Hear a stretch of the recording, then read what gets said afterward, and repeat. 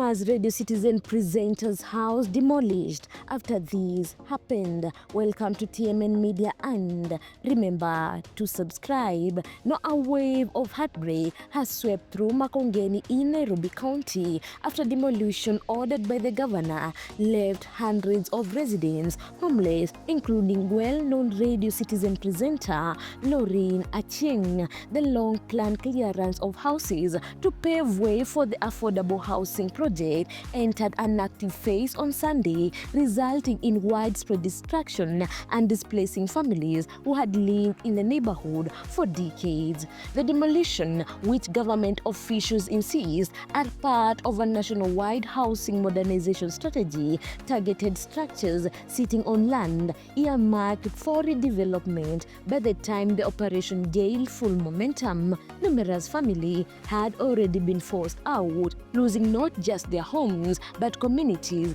and history built over time. The move has triggered emotional reaction across the country, but for residents of Makongeni, the impact has been especially devastating. Among the worst hit is Laureen Achieng, a respected presenter of Radio Citizen's Sabato Takatifu show. Although many viewers and listeners know her for her warm personality and uplifting content, few were aware that she was deeply rooted in Makongeni, where she had lived since birth. Her home, like many others in the area, was demolished during the government exercise, leaving her and her family with nowhere to return to. Achieng expressed her anguish through her Facebook page, where she revealed the depth of loss she felt witnessing the place she grew up in being wiped out. She explained that Makongeni was more than just a residential area. It was the foundation of her identity, a place filled with memories, relationships, and a sense of belonging that could not be replicated elsewhere. She described crying through the night as she tried to process the reality of the demolition and the uncertainty that now hangs over the displaced residents.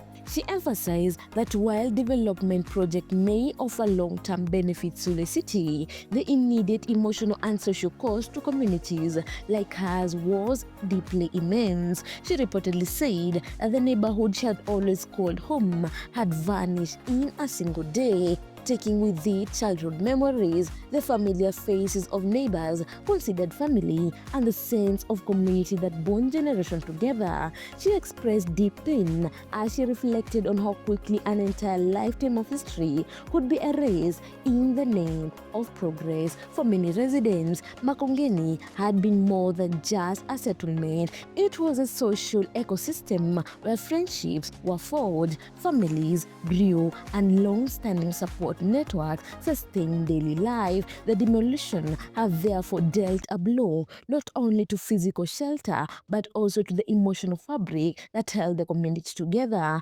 Families who had spent their lives in the area woke up to find their homes flattened, their belongings scattered, and their future uncertain. The situation has sparked widespread public concern, especially because residents insist that they were not given alternative housing before the demolition commenced. Although the government argues that the Affordable Housing Initiative aims to provide long-term solution for urban congestion, many Kenyans feel the human cost of the transition has been overlooked, as affected families now scramble to find temporary shelter and rebuild their lives from scratch. The story of Laureen Achieng captures the broader tragedy unfolding in Makongeni, a tragedy marked by grief, displacement, and questions about how development should be balanced with humanity. Her experience has amplified the voices of many who believe that while change may be necessary,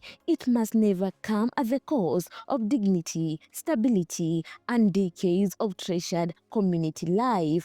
Guys, if you like this video, make sure to subscribe, like, and comment down below. Also, don't forget to hit the notification bell so that you get every new video once I upload it.